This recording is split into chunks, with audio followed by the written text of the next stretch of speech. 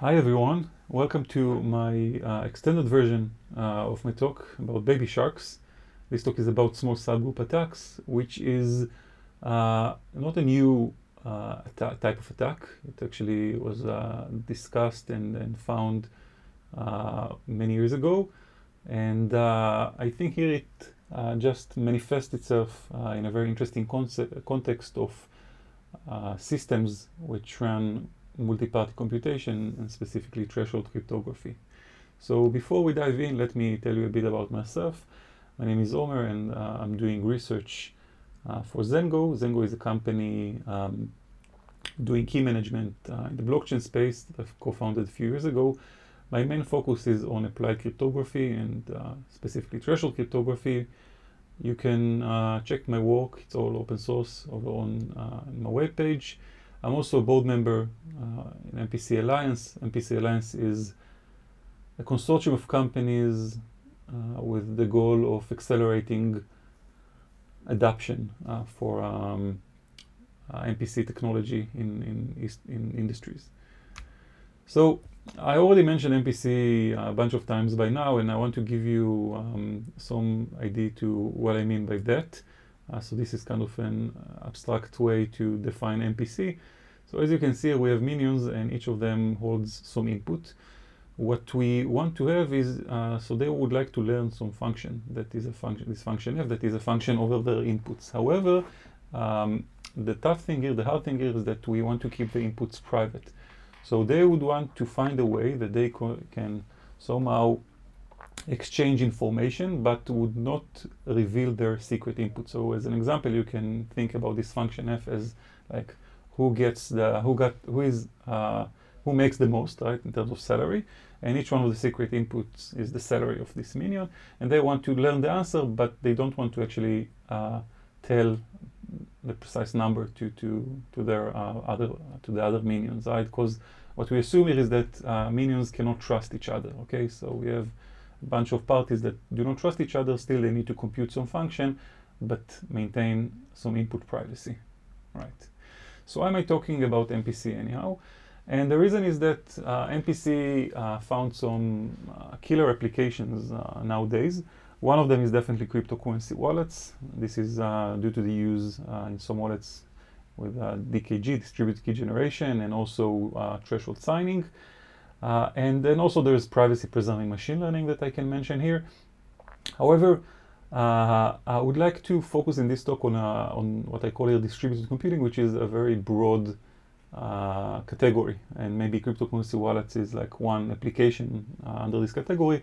But there are, of course, other protocols and applications. Like you can think of, consensus protocol is probably the most famous, but we'll describe some other applications towards the end of this talk. So, because we're going to attack MPC systems, I think it is important to learn a bit about the implementation stack of MPC. So this is how I analyze it. At the bottom we have the math, okay? So it's usually discrete math. And here I'm referring to the fields, the groups, and the hardness assumptions that we can make on them. So as like our building blocks to build cryptographic primitives. So in our talk, we're going to focus on elliptic curves. This is would be our focus, and we'll need to go all the way through to find attacks there. But still, going up in the ladder, we have cryptographic primitives that can be built on using this math. So there you can find, ones that are well known, like I don't know, RSA encryption scheme and EC-DSA, so elliptic curve digital signature algorithm. And there are maybe some other more exotic cryptographic primitives. So using cryptographic primitives as building blocks, we now can build some logic. And what I mean by logic is like a protocol or a sub-protocol where some party would get an input, would then do some processing to this input using the cryptographic primitives. So I don't know, we'll make a commitment, maybe a zero knowledge proof, and eventually would send or would share some output with the other parties. And obviously, to facilitate all of this, we need a network. So in MPC, we usually assume synchronous network, and therefore propagation is done in rounds. So each round would be for me like a logic here, okay? So an input, processing, and output. Now, looking at it from an attacker point of view, I want to separate the stack into two. One is what I call the attack surface. So I'm going to use the network here to as the attack surface. So you can see on the right, for example, Thanos is the nice guy with purple arms. He can send in one of the rounds some malicious information packet to here Captain America, and then at a later round, Captain America, after some processing, would send back some output to Thanos and then also to the other parties. So this is where corruption can be made, and to exploit it, we're actually going to use all the complexities of the lower layers of the implementation stack, right? And again, in this talk, we're going to go all the way down. So, I mean, last year at Black Hat, there was a talk that I gave jointly with JP, and it was targeting cryptocurrency wallets. So I just wanted to point it to put it here on the same framework, and show that back then we didn't need to go all the way through the map to find attacks. Here we're going to use the same stack, but need to go a bit more into the foundations. Right. So what we're going to discuss next is follows. I'm gonna discuss elliptic curves, which is the discrete map that we will need to work with, and specific type of group. So we'll talk only on what we need to take from this. Then I will talk about distributed key generation. So this is the protocol that is part of this class of distributed computation, and this is what we're going to try to attack and eventually bypass. And in particular, I'm going to focus on verifiable secret sharing and proof of knowledge, which are two sub-protocols or cryptographic primitives in my terminology that we're going to try to again break. Once we have a good understanding on how we can use small subgroup attacks to bypass distributed key generation, we can discuss some applications of what it actually means. Great.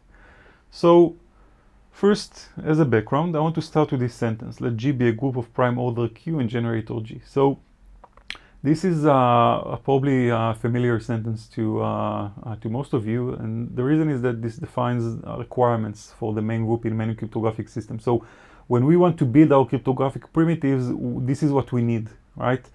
I'm going to use it, by the way, just this abstraction of I'm going to take the generator and use it to describe points, and obviously I also need to define the point in infinity, which would just be for me a zero, or like when you take the generator, multiply it by the order of the group.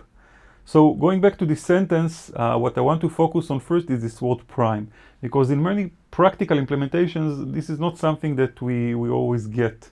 We do get something which is a bit different. So two examples of why this is the case. For two curves that we analyzed in this work. One is curve 25519, and the reason that there is mainly, I would say, efficiency, so it allows us to get faster computation. And the other type of curve, BLS 12381, gives you the ability to actually do more cryptography using the same primitive. So these are kind of two motivations. So what we actually do get in this type of curves is something we call curves with cofactor. And for our purposes, let's define a point where we have actually two subgroups as part of the point. So we have a group that can be defined using this generator G, and it has a prime order. So this is one subgroup. And the other one would have another generator T, and it would be a small group, usually, at least in our case. So the small order group would be of size of order H, right? So this is what we call a cofactor, and this is how we define a point. So I'm just to make it clear, so I'm gonna So I'm saying that what I'm saying here is that the order of a point that of the points that we can define using this writing is going to be the multiplication of the prime order and the small order. Okay, so you can check it out with this example to kind of train on my terminology. So just if you take Q, the order of the prime order group to be 3, and then the order of the small subgroup to be 2, you can see that you can define 6 points, which is 3 times 2. Okay, so it makes sense. Right, so before describing the attack, let's talk about how to protect or how to sanitize in this case. So our goal in sanitization here is eventually we do want to work with cryptography that is done on the prime order subgroup. So we need to take this general structure of a point and somehow make it such that it will just be from SG plus KT, just SG. So we need to eliminate somehow the suborder, the small order subgroup element. So two ways to do it. One is multiplying by the cofactor or the order of the small order subgroup. Here I'm also multiplying by the inverse just to get back the same element back to get the same S. And the other, you can follow the computation. And the other way that I propose here is just to multiply by the prime order by the prime order Q. And then we should get a point in infinity, right? Because in the first case, we get, in the first element with generator G, we should get point in infinity. And the other element, we assume it doesn't exist, right? So if it exists, we get something which is not a point in infinity, or the way I use it as 0, right? Yeah, good. So the first question I want to ask here is if this is a real issue. And what I mean by that is that, so it's really easy to sanitize, it's really easy to protect. So why are we even discussing it, or how come we found it in the wild still, although this is a known attack? And what I want to claim here is that first, that it is something that might happen. Like it is really easy to forget. This is a transcript of a conversation I had with a very talented developer that developed a great library for in our category, and he forgot it, and it makes perfect sense. I mean, this is something that you usually do again before you even use it for your cryptographic primitive. So you receive a point, but and it also happens in the communication level. So it's often detached from the actual cryptography, and it's also not something you need to do for every curve, right? So it's just in specific family of curves as we use here. Okay, so now we can go on and talk about distributed key generation. So what is a DKG? A DKG is basically a way for us to generate a key pair. We want to generate a public key, and also in a way that no single party would be able to learn the private key. Okay, so let's try to see it in our framework of the minion. So the function f that we want to output here and be known to all in this case would be SG. Okay, and what we assume here is that it is hard to go from SG to S. This is kind of our assumption. I hope that you're all familiar with how to explain it to yourself. And I would just, for simplification, let's just assume that here the inputs are just random numbers that for each one of the parties. So x1 would be just random number Si, and to compute SG, so what the function does is just addition of all of these elements. Okay, so putting it in a bit differently with using the terminology of secret key and public key. So again, the public key is going to be SG, and the secret key is going to be this S, right? It's going to be using this hardness assumption.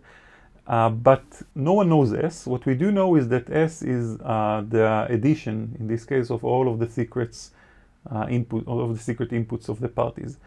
And to make this such a protocol secure, what usually happens, and I'm not going to describe here a DKG. I mean, there are few protocols in literature that you can follow. Some of them very popular. I do want to mention that usually or commonly what we use in DKG to make it secure against, again, parties that we do not trust. So we need to kind of verify that they acted according to the protocol. So we have this verifiable secret sharing that each one of the parties would do, and I will describe exactly what it means, but we need to kind of secret share our secret SI, so each party would do this. And also we need to prove that we actually computed SI correctly, that we actually know such SI, right? Like each party would show that it knows the inputs. So this is a zero knowledge proof that we'll again describe in a moment. So what's our goal here in bypassing DKG or attacking DKG? The goal here is simply to get to a point where the public key is this composite, or that we can somehow inject or bias the public ESG with another small order subgroup element KT. We obviously assume that we use one of the curves that we discussed, and also that for some reason sanitization did not happen. Okay, so the attack actually means that now the attacker in the communication layer can send points that are biased, and we need to somehow make sure that the public key becomes also biased with this KT.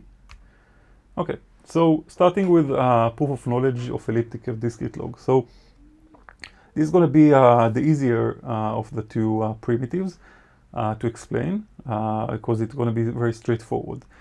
What is EC-Dlog proof of knowledge? So the prover here, which will be played by any one of the parties at some point, wants to show that he knows. So we have this C0, which let's call it a commitment. So it's going to be a public commitment. And we want to show that the prover knows the discrete log S of this C0. So S is instead of SI, just to make it cleaner, right?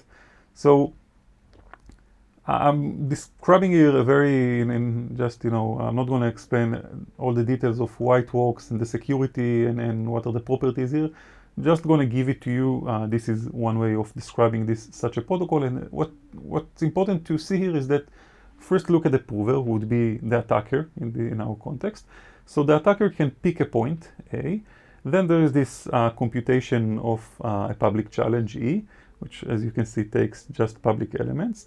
And then the prover would compute this Z, okay, which is just a number in our case.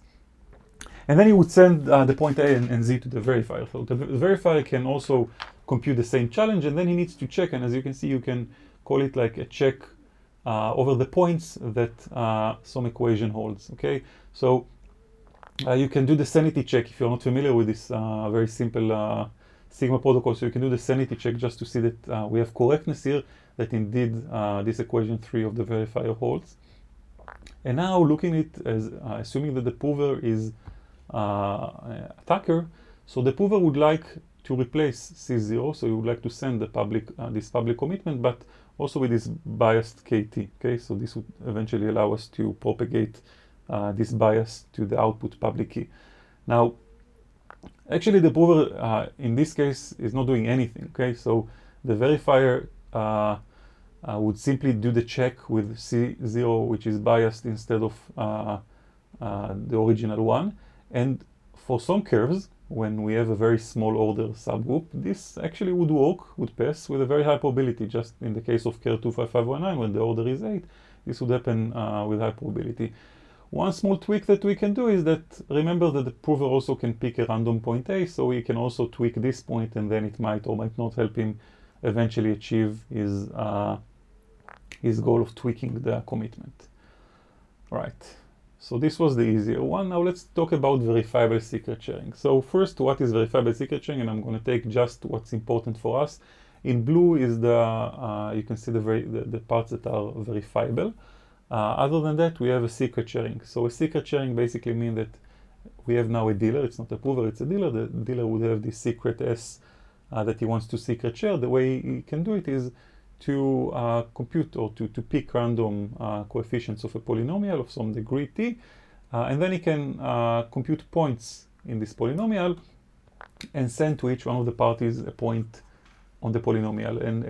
And as you know, it means that the other parties at some point would be able also to reconstruct, but here we don't care about the reconstruction, we do care about the verification. So we want each one of the parties that receive from the dealer a secret share to be also be able to check that this secret share corresponds to the same polynomial. So to do it, the verifier, the dealer also shares these commitments to the coefficients and to the secret, and then then each party can basically run a check over like the exponent over the points that the point she got actually is the result of evaluating the polynomial at some point I, right? So putting it on the side here is just, you know, a quick example. If you want to see for yourself that this check works, this is the check for party 2 when you have a polynomial with a secret 1 and coefficients 1, 2, 3, okay? So you can see it for yourself.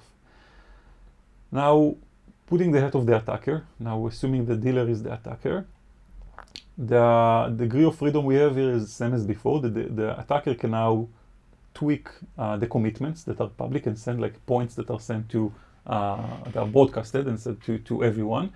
So the C01 is the one that would eventually propagate to the public key, so it's SG plus K0T. Obviously, we want K0 to not be equal to 0, otherwise we are not achieving anything with this attack. And we can also take the other commitments to the coefficient Cj and corrupt them as well. And now the verifier or the receiver would basically run the same test and would check if it works. And as you can see at the bottom, there is an equation that now we need to make sure that works in order for the attack to succeed. So let's try to describe it in a bit more details. Now I want to describe it using an example. So for this example, I would have an attacker that controls 2 parties. Let's say we have 5 minions, right? So we have P1, P2, P3 that are honest, but the attacker controls P4 and P5. Now let's play P4, okay, as the dealer. And P4 can choose, you know, his secret coefficients and also these Ki and points. And we need to make sure that this equation holds. So to translate this equation or to open it up, it means that each one of the honest parties would receive one of these lines and would have to check that this equation that he got actually holds. Okay. And remember, by the way, that there was actually another equation that was supposed to be received by P5, but P5 in our case is malicious, so whatever he gets, he will just output that everything is fine. So now let's break down the equations or group them by G and group them with T. So on the right hand, you can see the equations grouped by G. So this is the regular secret sharing equations. So it's really easy to make sure that it holds. On the left, we have this condition that K0 cannot be 0, otherwise the attack is meaningless. And then we have this set of equations in the middle that we need to make sure. So this is K1, K2, and K0 is something that the attacker can pick, and we need to see if it works. Now, if you notice, if you're quick to notice, you see that this would actually not work very easily. So it requires some luck such that this set of equations would hold. It is possible, but not really easy. We want to make sure our probability of attack is higher. So here I'm going to need another assumption, and this assumption is that the attacker can actually pick the indices of the parties. Okay, so each one of the parties now, before it was party I gets point pi, now a party I would get an index xi and would get a point pxi. This has no implication on security, okay? In verifiable secret sharing, it's supposed to work with any index, so it's supposed to be okay. And indeed, this is something that in some application can be done relatively easily. Now, what I want to claim is that now we actually, it's enough to have a single party, only the dealer here, to be corrupted to pull this attack, which is something that I didn't explicitly explain, but previous attack we did have some condition also on who can be, on how many parties are corrupted. And the way that it works is that now the dealer has this another degree of freedom, and he can actually choose the indices in a way that would make the set of equations over the Ki much more easy to solve and guarantee that it would be solved with probability 1. So going back to our example, now the attacker controls only P4. Still, it means that I have another equation here, but as you will see in a moment, this doesn't really matter, so we'll stay with the 3 equations. I do need to mention here the small order group size. Let's take 8, but it would work for anyone, for any order. And here the attacker chose indices 1, 9, and 17. And let's see what it gets us. So let's just focus on one element just to show it. So you can take this element of 9k1t, and you can see that, like, if we can open it up, we get that we have it basically equals to k1t. Right? It's really easy to see. Like, you can just subtract anyway, it's very easy to see. And what it means is that it happens with every one of the elements in the equations, and basically we get the same equation over and over again. Right? So we can even make it a bit more difficult, depends on the indices and the attacker. So there is a bit more to it in terms of what is the exact scenario, but this is like a very easy one that we can just fold all of the equations into one equation, which is very easy to pick such that the equation would hold. So to summarize this part of attacking DKG, as I mentioned, we have proof of knowledge and VSS. And in both cases, we can manage with a single attacker. In the VSS case, it does require us to make this another assumption about picking the right indices. Otherwise, it is more involved, and I would not go into the details of what exactly are the conditions, but it means that probability is smaller. And for the proof knowledge, of course, it would work. The smaller the group, the subgroup order is, the better our chances. And with the VSS, it would work with any cofactor. Okay. So now going into the interesting part of the application. So again, let's assume we managed to bypass DKG, and therefore our public key, although our secret key, the joint one, the one that we are never get at one place, is going to be S. Our public key is going to be different. It's going to be SG plus KT. Okay. So what does it mean? Starting from cryptocurrency wallet, but now based on one of the elliptic curves that we focus on, we now have this public key of PK, as we mentioned. And what it means is that for some high probability, we'll have a failure to verify a signature. So the parties would jointly produce a signature that would fail with high probability in some cases. It might even, I mean, for deterministic, if the randomness chosen at least in EDDS is deterministic, we even show that it can fail for the same message over and over, but this is not very much interesting. What is interesting is that this attack can be somehow mitigated or sanitized even after the fact. So I mean, you can sanitize the local public key if you suspect that this is the case, so you can still, after DKG, run this protocol to sanitize. Anyway, we found vulnerable code. It was Binance Threshold Wallet Lab wallet library, and it was fixed already, and that's it. So going from a wallet to a different application, which is a validator. So a validator is an entity that usually take part in running a blockchain. So I'm not sure what is the exact definition of a validator, but what's important in our case is that this is another type of signature generating or jointly signature generating application that has and what we know for sure that has is that because it is really critical to the function of the blockchain, it usually comes with some, at the application level, some form of penalty, some form of reward or penalty if it fails to operate. So in this case, failing verification, which would be the same case as was done before, the same outcome, would have some financial impact. Might be that some reward would be avoided, or some reward would not get to the party, or even some slashing, meaning that they can lose some money by not verifying it. Okay, we did find some code that we claim to be vulnerable here. I would say that this code might have some other issues as well, and but still, this is an interesting example if you want to check out how this works for validators. Okay, so now this is going to random beacon. This is a very interesting application, and for that reason, this is why it's here, because I'm going to the bottom line. DRAND, which is the application we looked at, based by the way on BLS 12381, so it's like the other curve. It was not vulnerable, but it was not vulnerable because there is a sanitization. So they do the sanitization properly, and everything works fine. However, if sanitization was missing, I think this is a very interesting application to attack. Why is that? So let's understand what is decentralized random beacon. So here we use BLS threshold signatures, and we actually take the result to be the output randomness. And then we chain and take this output to be the input for a new BLS, threshold BLS signature. So we have a bunch of parties computing together a signature. The output is taking to be some verifiable randomness, so everyone can verify the signature and see that this was how the randomness was generated. And then it is also taken as an input, as the message input for a new threshold BLS signature, and therefore this is how you can chain those.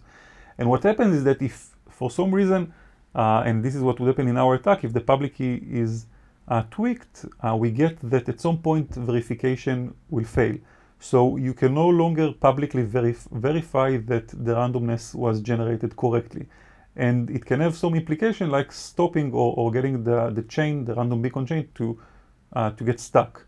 So this is maybe one hint about the severity of this kind of attacks on distributed system, which is more focused on the liveness and not on the safety in a sense.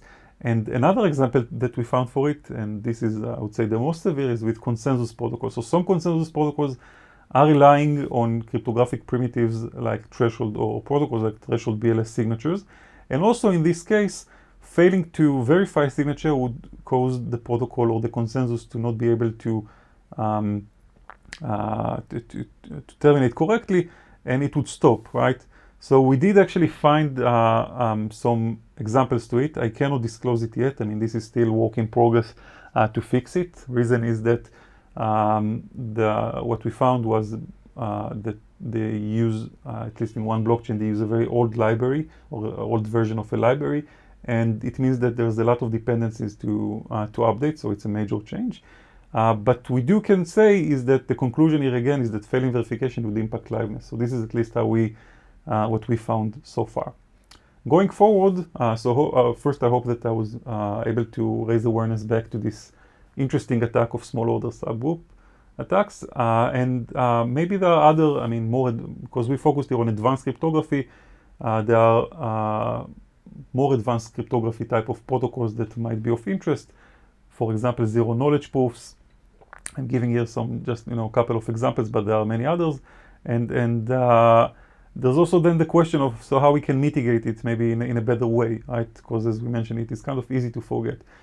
Standards are always good, and there's also maybe cryptographic way, mathematical ways to handle this. Ristretto is one type of elliptic curve that kind of enjoys the good of both worlds, because it also have a very fast implementation. It provides this fast addition, and also has no small order subgroup, so it eliminates this security. So there might be hope also there. And that's it. I guess that would be hard to take questions now, but if you want, please ping me or find me on Twitter or in my email, and would be happy to talk further about this topic. Thank you very much.